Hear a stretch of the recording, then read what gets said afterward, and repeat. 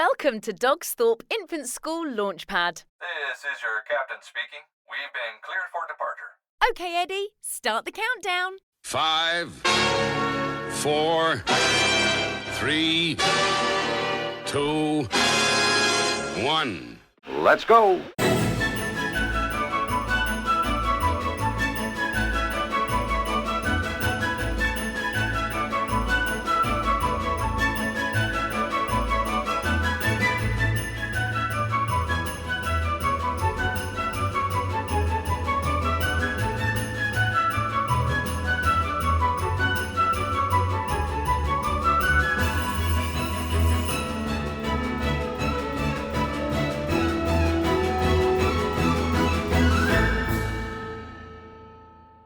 Well, wasn't that nice?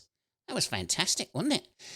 Welcome back to Eddie's Launchpads, the Dogsthorpe Infant School podcast for parents, teachers and schools. And here we are at Christmas.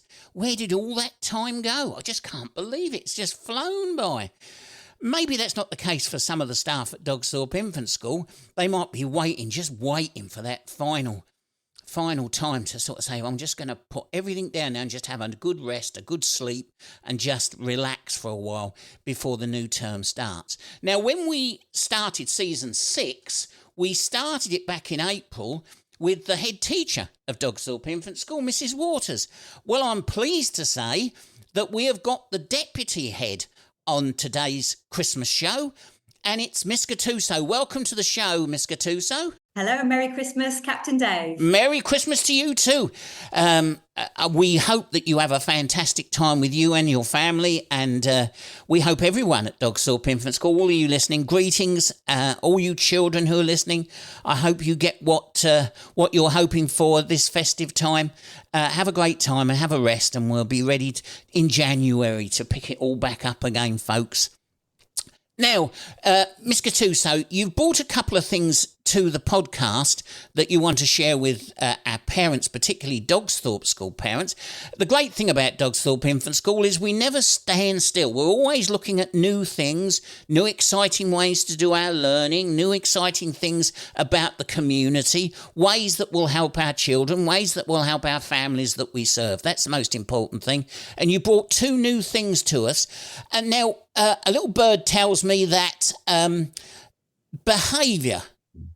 You had a fresh look at behaviour at school. And I'm not just talking about bad behaviour, but good behaviour and how you deal with behaviour and what we say to our children at the school. So do you want to share with us your plans and what you're doing at the moment? We have been thinking about behaviour, and I'm going to throw the word behaviour curriculum out there, and I'll talk a bit about that in a moment. But why behaviour? Why now? So over the last few years, we have had all sorts of external crises that have affected our communities and our school. I'm thinking about COVID. I'm thinking about the financial crisis. Technology has the use of technology has increased greatly, and this has impacted on many aspects. So maybe mental health, there's some social and emotional gaps, and this has also had an impact on behaviours and the behaviours that we've seen in school. Along the same time, there's also been a national behaviour survey that was in 2023. And from that, the Department of Education produced some guidelines for schools and for teachers, and that was in the beginning of 2024. Alongside this guidance, we as a school leadership team also had some training on therapeutic thinking, our approach to behaviour. And those two kind of married together in a way that the behaviour curriculum kind of became something that we were aware of. And we wanted to look deeper into that. It made sense for our school for now. And we've spent the last few months researching what the behaviour curriculum might look like. I have visited a local school that already has the behaviour curriculum embedded. We looked at what behaviours we wanted to see in our school. And just like you said, Captain Dave, not just challenging behaviours, but actually what are those pro-social behaviours that are really important to us. We thought about our own shine values, things like resilience and respect, kindness, and empathy, and how that would work within our behaviour curriculum as well. And we brought all of these things together. We talked about it as a senior leadership team. We've spoken about it as staff, in staff meetings, in team group meetings, and come together with a plan that we started in September, a whole school approach to the behaviour curriculum. So the behaviour curriculum is something that actually was, I think, instigated by a man called Tom Bennett. He was a teacher in his previous life, and he now currently advises the Department for Education on behaviour policy, and he also is quite heavily involved in teacher training. He talks about a behaviour curriculum being something that represents the key habits and routines required in school, and that these routines should be simple for everyone to understand and follow. And he talks about its certainty, not severity, that is the important approach in schools. So behaviour curriculum defines the expected behaviours in school. So rather than just a list of prohibited behaviours, it's centred on what successful behaviour looks like and defines it clearly for all parties. For example, there's a real big focus on the teaching, not telling. Behaviours are taught and modelled to form positive habits, and it's a proactive approach rather than a reactive one. It's all about creating that positive culture to establish an environment where good conduct is more likely and all of our students feel safe and supported, which will allow ultimately for effective learning. It's really also important that our children know how, just like with any other subject. So the way that we have approached that behaviour curriculum has been very much about that explicit teaching of every behaviour that we want. Tom Bennett talks about the biggest mistake is to assume that our children know how to behave, and that telling them what to do without teaching them how to do it can be really frustrating for absolutely everybody. And so our students, our children, they're not mind readers. We need to make sure that children know exactly what they need to do. One of the important areas that we needed to think about when it came to behaviour was, what are our school rules? What's important for us? And what do we need our children to know?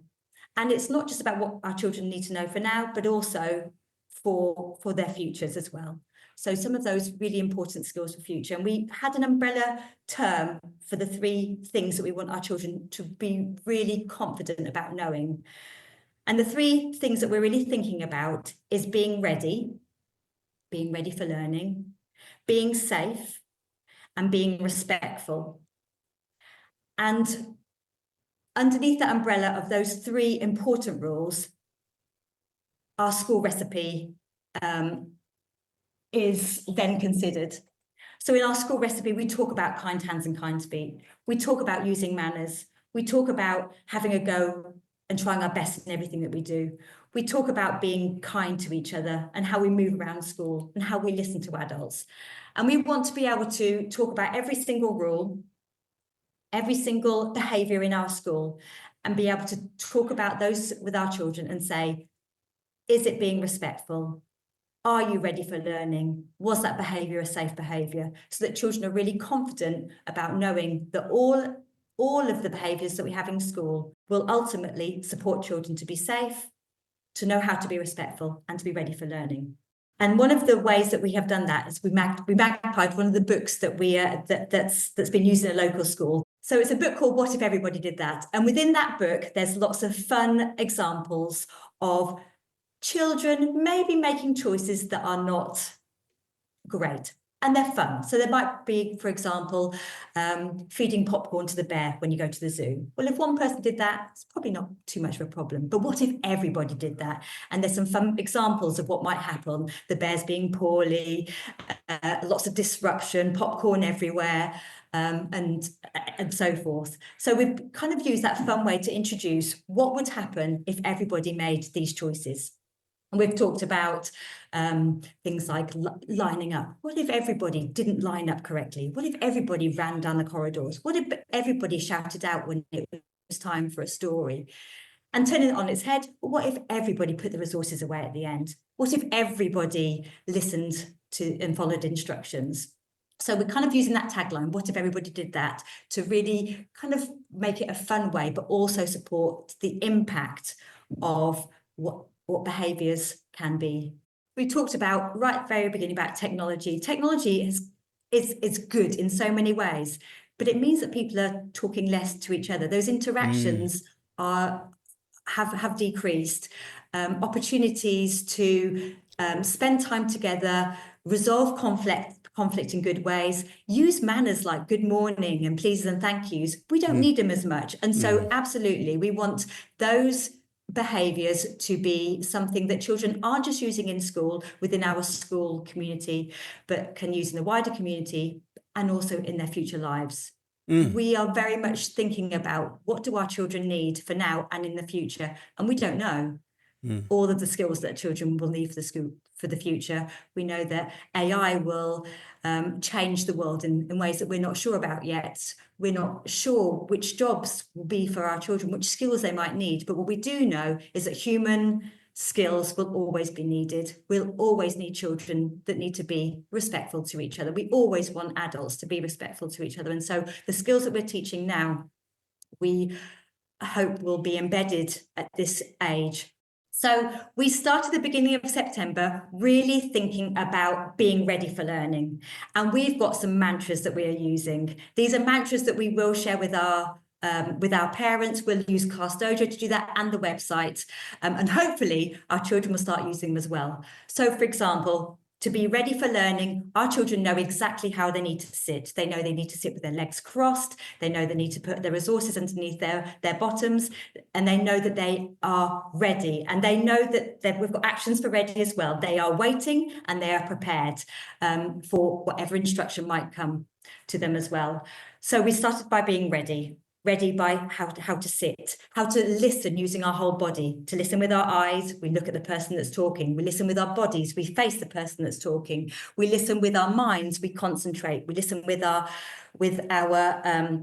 mouths by keeping it closed. We listen with our ears to make sure that we're listening to what's happening. So we're talking about those listening skills. We are thinking about how we can be ready when it comes to sharing resources. And we've got another mantra, which is choose it, use it, put it away. So I will talk a little bit later on in the podcast about play. But for now, I just want our listeners to know that when our children are in play provision, that they are free to get resources out, to use them in the way what they want to use them, but they need to put them back where they go. So kind of tidy up. The word tidy up we don't really use anymore, because that can be quite ambiguous. But if you choose something, you use something and put it away, then that makes it really clear to our children. We really based our being ready in our class communities initially, really thought about what happens in the classroom. We all have a class charter, and we've been adding to the class charter as we've gone through the behaviour curriculum. The behaviour curriculum started in autumn 1 as every day there would be a shine time, a school assembly that talked about whether it's being ready, safe or respectful. And then teachers every day had a PSHE behaviour curriculum lesson that again was explicitly taught for their class. So we have really gone full on thinking about behaviour and exactly what that looks like. Another one that we've been thinking about is how we line up. So we also have things like our feet are together like statues, our hands are by our sides like soldiers, our eyes are facing forward like a superhero, and our voices are turned off. We work as a team, we walk as a team. We have things like our doors. We've had some new doors put in actually, and these doors will lock automatically. So we need our children to be really good at opening doors for others and allowing children to go through and adults to go through. So we've had lots of practice about moving out obstacles, saying excuse me, saying good morning, saying thank you. So lots of those elements, and that's really kind of been part of our respectful way of thinking as well. So I thought about class communities. We've extended it to our corridors. We have extended it to our dining rooms, and thinking about manners and what and what good eating looks like, and how we can say thank you to our midday supervisors. And in autumn too, we're talking about our communities. How can we make sure that we are being respectful in our communities? Again, we can say good morning beyond our school. We can say good morning to the people that we meet. We can say excuse me when we're outside as well. We are also thinking about what we can control and what we can't control. And we all know that we can control ourselves. So we're working in a big way about how we can help children to understand that the only person we control is ourselves. And so things around us that we can't control, that's okay. We've got adults that will help us with that. Adults will keep us safe, but we know that we can control ourselves, whether that might be our manners, our engagement in learning, the choices that we make. So we will share with our parents the things that we're really proud of. They will be on Class Dojo. We'll put those mantras on there. We'll take photos. We will celebrate behaviour in good ways. Some of our parents will already know that there's been some bees flying around.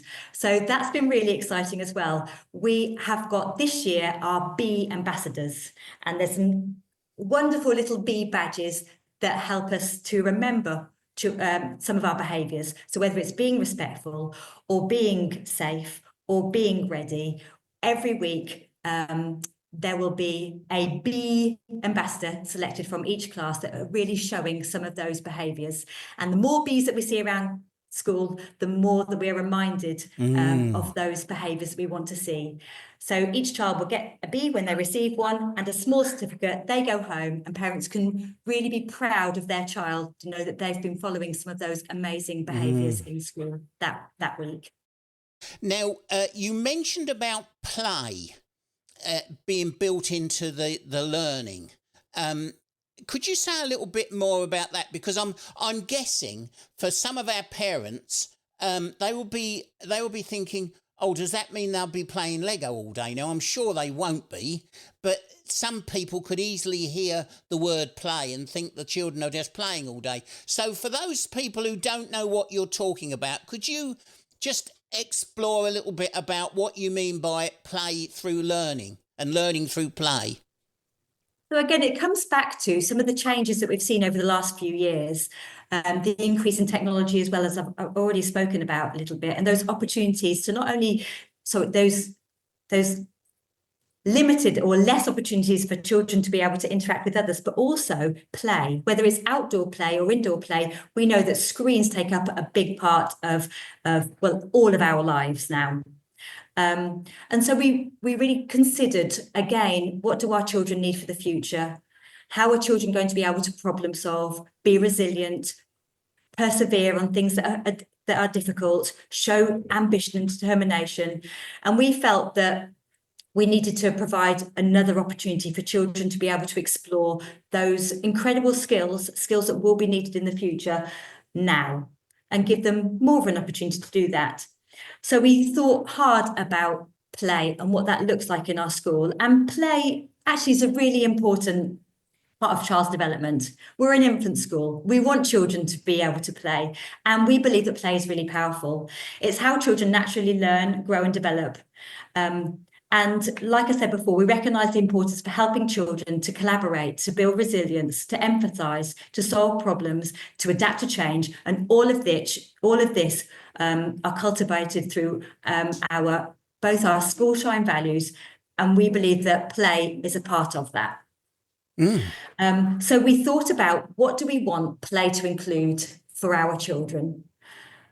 And we thought about the areas of play that are really important. We thought about cognitive development and how play really sparks curiosity and encourages exploration and helps children to develop problem-solving skills and critical thinking and language development. We thought about the social and emotional growth that play can bring and how play allows children to interact with others.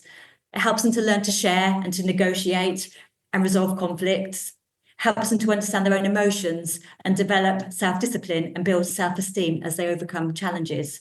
And we thought also about the physical well-being.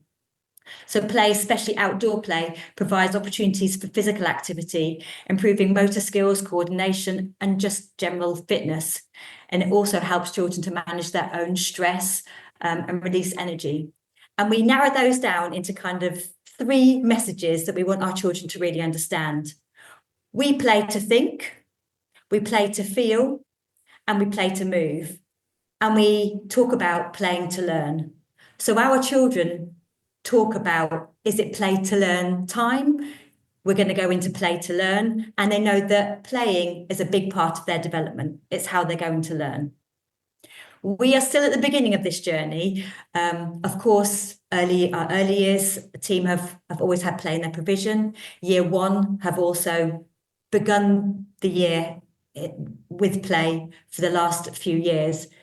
But this is now a year 2, part of the year 2 curriculum as well. So they are also having opportunities to be able to play. And we play in different ways. There is playing your way. So that's free play. We have lots of really great resources. Yes, Lego is in there as well, but construction in different ways. It might be ways where they've got to use screwing parts to be able to really think about how they're going to construct things in different ways.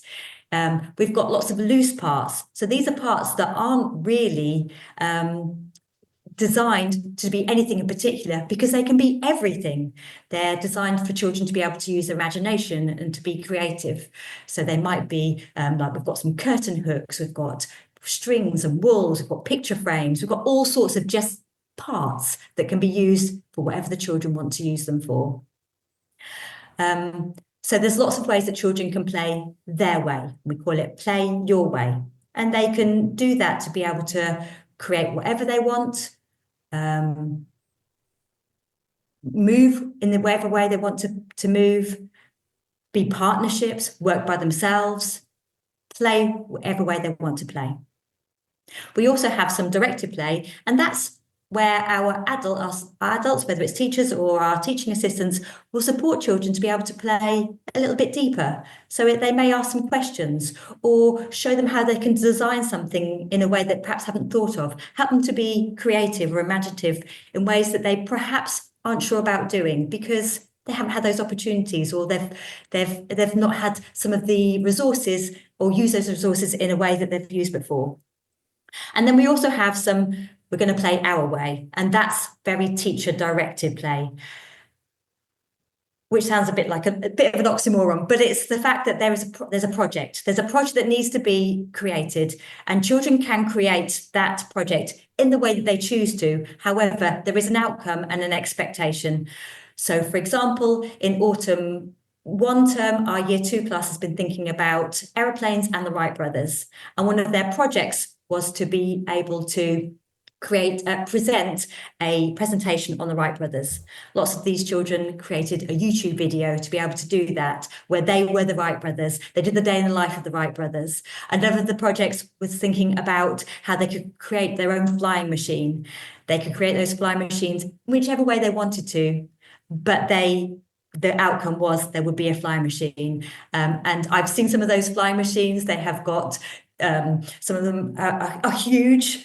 They are made out of plastic or cardboard. Sometimes they're designed, they've got labels, they've got instructions for them as well. So again, children can take those into different places, and they're supporting that to be able to help children to enhance their play into deeper ways as well. As I said, this is a beginning journey. We are still kind of looking at what works, what doesn't work, and how we can incorporate play better and better as we develop that curriculum. It's good that they're getting out as well, because I know that we've got our outside classroom, so they've benefited. Our past students have benefited from having being out and learning under the clouds. But now it sounds like you're incorporating sport with their learning. Absolutely. So we've got some great outside spaces. The doors have been opened longer than they've ever been opened for children to be able to go outside. And actually, I was out there not so very long ago, and the children were telling me what they were doing outside, and they were telling me the rules. So it's where our behaviour curriculum and play are really complementing each other. So the children could tell me, oh, there's only actually 5 children allowed out here at a time. When I go in, then my friend will be able to come out. They talked about how they were playing outside. They were talking about some of the topic learning within their play, and it was really wonderful to be able to see. We've got our learning bus. Children are able to use that for their technology to enhance their play in other ways as well. We have our kitchen garden, our forest schools. All of these are areas that we are encouraging our staff to be able to plan, to be able to allow our children to access those areas in different ways. Oh, wow, listeners, hasn't school changed? It was when I was at school, it was so boring. It was just boring, just sitting there and receiving all this information. Oh, if only I was at that age now, and I'd love to go to schools like Dogsthorpe Infants. I mean, just go and just get the play, the experience of it all, and being outside, and even though it's getting colder, just to be out into the fresh air. It's wonderful. Thank you for all you're doing, MisscGattuso, and I know that you've put a lot of work into this yourself, and you have worked on this at a very deep personal level. So thank you for all you've done for our school, and long may your work continue and to excite you as much as we've heard it excite you today. And no doubt, Class Dojo for our parents to keep an eye on that, because you'll get details of how your child is doing. Watch out for those your child to bring home their B medal and their little certificate, and so you know what's going on there. And also, as we start a brand new term, and we've got the spring term to look forward to and the summer term to look forward to, keep an eye on the website as well, because I'm guessing that we will incorporate some of the things that you want the parents to do through the website as well. Thank you. Yes. I have worked really hard on this because I'm really excited about it. I really strongly feel that this is what our children need right now. And I know that we are a school that are all on the same page, that we have talked tirelessly about what our children need, what our community needs, what our children need for the future. And we are all really invested in making this work. We want our parents to be heavily involved in supporting our children. We all are a big family together, as we always talk about. So yes, please look at Class Dojo. Please look at the website. We will talk about ideas about how to play. We'll talk about the behaviours that we're really focusing on, and how you can, use those same strategies at home. We'll introduce things that we have introduced in the past. We'll reintroduce things like mindfulness, impulse games, lots of ways that we can interact in different ways, and all of those things will be on Class Dojo on the website as we go through the year. So yeah, look out for those, and please do what you can within your own homes to be able to support play and support behaviour. So, because we know as we work together, we have a much more consistent approach, and our children will be able to really focus on what's important for them right now.